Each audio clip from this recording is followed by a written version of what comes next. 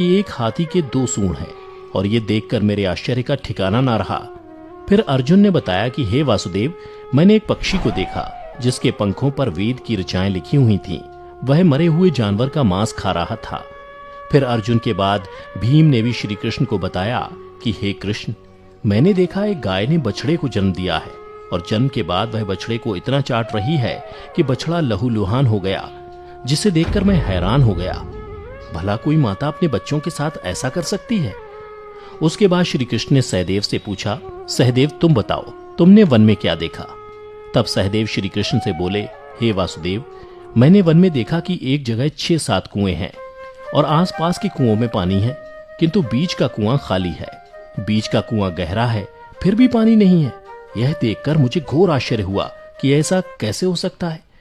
उसके बाद नकुल ने कहा, हे नारायण, जब मैं वन में भ्रमण कर रहा था तो मैंने देखा कि एक पहाड़ के ऊपर से एक बड़ी सी शिला यानी पत्थर लुढ़कती हुई आती है और कितने ही वृक्षों से टकराकर उनको नीचे गिराते हुए आगे बढ़ जाती है, परंतु उस विशालकाय पत्थर को कोई भी वृक्ष उसे रोक ना सका। इसके अलावा वह शिला कितनी ही अन्य शिलाओं के साथ टकराई, पर फिर भी वह रुकी नहीं। अंत में एक अत्यंत छोटे पौधे का स्पर्श होते ही वह स्थिर हो गई। फिर युधिष्ठिर श्री कृष्ण से बोले, हे वासुदेव, हम 5 भाइयों ने जो कुछ भी वन में देखा वो आपको बता दिया, कृपया कर इसका अर्थ बताइए। तब श्री कृष्ण ने युधिष्ठिर से कहा, हे धर्मराज, जैसा कि आपने कहा कि आपने 2 सूंड वाला हाथी देखा, जिसका यह अर्थ हुआ कि कलयुग में ऐसे लोगों का राज होगा जो बोलेंगे कुछ, करेंगे कुछ। कलयुग के शासक अपनी प्रजा की सभी तरह से शोषण करेंगे। उनके मन में कुछ और होगा और दिखावे के लिए कुछ और करेंगे।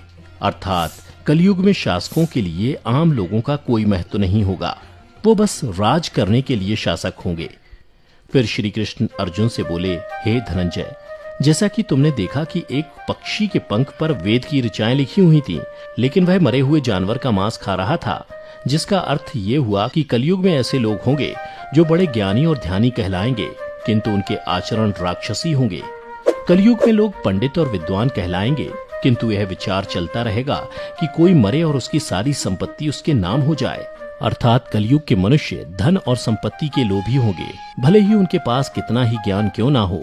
इसके अलावा हे अर्जुन, कलयुग में हर जाति धर्म के प्रमुख पद पर बैठे लोग विचार करेंगे कि कब कोई किसी पद से हटे और हम उस पर विराजमान हो जाएं। कलयुग में ऐसे लोगों की संख्या बहुतायत होगी, कोई कोई विरला ही संत पुरुष होगा। अर्जुन के बाद श्री कृष्ण भीम से बोले, हे गदाधर, जैसा कि तुमने देखा कि एक गाय अपने बछड़े को इतना चाटने लगी कि वो बछड़ा लहूलुहान हो गया, अर्थात कलयुग की माता अपनी संतानों पर इतनी ममता बरसाएंगी कि बच्चों को खुद का विकास करने का मौका ही नहीं मिलेगा, जिसके कारण मोह माया में पड़कर वे बर्बाद हो जाएंगे। इसके अलावा किसी का बेटा घर छोड़कर साधु बनेगा तो हजारों व्यक्ति दर्शन करेंगे, किंतु जब मनुष्य का अपना बेटा साधु बनेगा तो रोएंगे कि मेरे बेटे का क्या होगा। इतनी सारी ममता होगी कि उसे मोह माया और परिवार में ही बांध कर रखेंगे और उसका जीवन वहीं खत्म हो जाएगा। अंत में बेचारा अनाथ होकर मरेगा।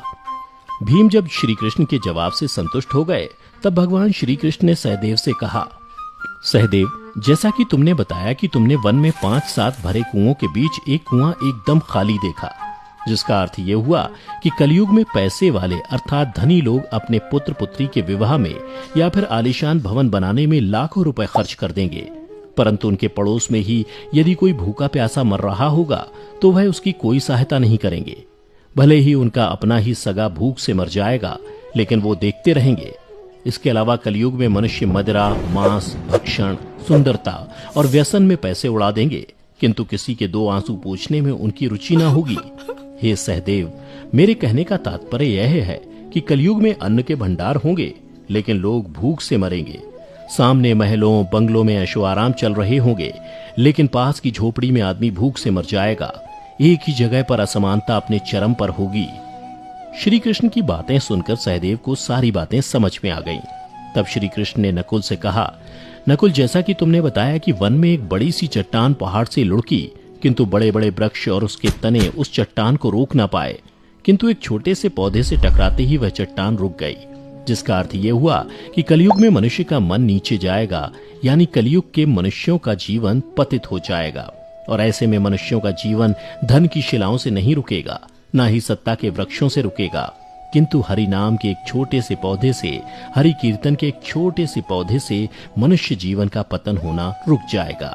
अर्थात कलयुग में भी जो मनुष्य धन के लोभ को छोड़कर हरि नाम का जप करेगा, उसे कोई कष्ट नहीं होगा और मृत्यु के बाद उसे परमेश्वर अर्थात मेरे चरणों में जगह मिलेगी। तो मित्रों, आपने देखा होगा कि आज श्री कृष्ण द्वारा बताई गई ये सारी बातें सच में घटित हो रही हैं।